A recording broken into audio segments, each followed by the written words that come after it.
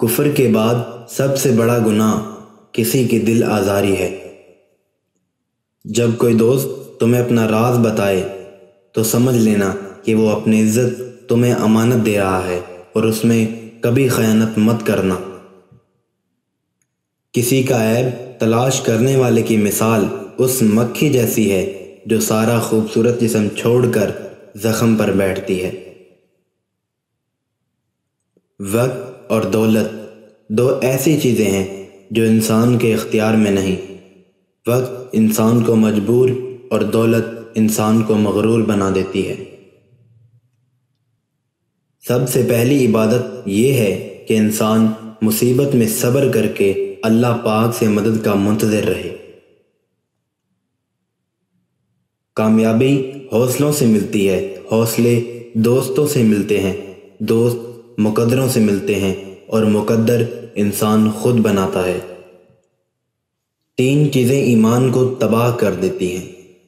Number 1 امیر دل کی محفل، نمبر 2 عورتوں کی صحبت اور نمبر 3 جاہلوں سے بحث۔ جو شخص تمہارا غصہ برداشت کر لے اور ثابت قدم رہے تو وہ تمہارا سچا دوست ہے۔ جو ذرا سی بات پر دوست نہ رہے وہ دوست تھا ہی نہیں، اور جس کو ایسے دوست کی تلاش ہو جس میں کوئی خامی نہ ہو اسے کبھی بھی دوست نہیں ملتا۔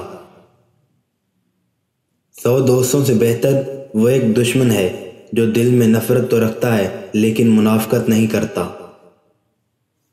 ایسی غربت پر صبر کرنا جس میں عزت محفوظ ہو اس امیری سے بہتر ہے جس میں ذلت اور رسوائی ہو۔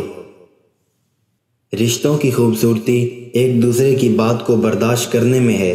بے عیب انسان تلاش کرو گے تو اکیلے رہ جاؤ گے۔ انسان کے کردار کی 2 منزلیں ہیں، دل میں اتر جانا یا دل سے اتر جانا۔ زندگی کی اصل خوبصورتی یہ نہیں کہ آپ کتنے خوش ہیں، بلکہ زندگی کی اصل خوبصورتی تو یہ ہے کہ دوسرے آپ سے کتنے خوش ہیں۔ دوستوں کے غم میں ہر حال میں شامل ہوا کرو، لیکن خوشیوں میں تب تک نہ جانا جب تک وہ تمہیں خود نہ بلائیں۔ جس کو تم سے محبت ہوگی وہ تم کو فضول اور ناجائز کاموں سے روکے گا۔ تمہارا ایک ہی رب ہے پھر بھی تم اسے یاد نہیں کرتے، لیکن اس کے کتنے بندے ہیں پھر بھی وہ تم کو نہیں بولتا۔ کسی کی مدد کرتے وقت اس کے چہرے کی جانب مت دیکھو، ہو سکتا ہے اس کی شرمندہ آنکھیں تمہارے دل میں غرور کا بیج بو دیں۔ 3 رشتے بے نقاب ہوتے ہیں۔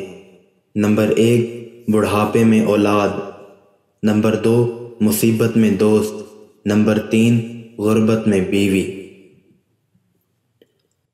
کسی کے خلوص اور پیار کو اس کی بے وقوفی مت سمجھو، ورنہ کسی دن تم خلوص اور پیار تلاش کرو گے اور لوگ تمہیں بے وقوف سمجھیں گے۔ زندگی کو بدلنے میں وقت نہیں لگتا، لیکن وقت کو بدلنے میں زندگی لگ جاتی ہے۔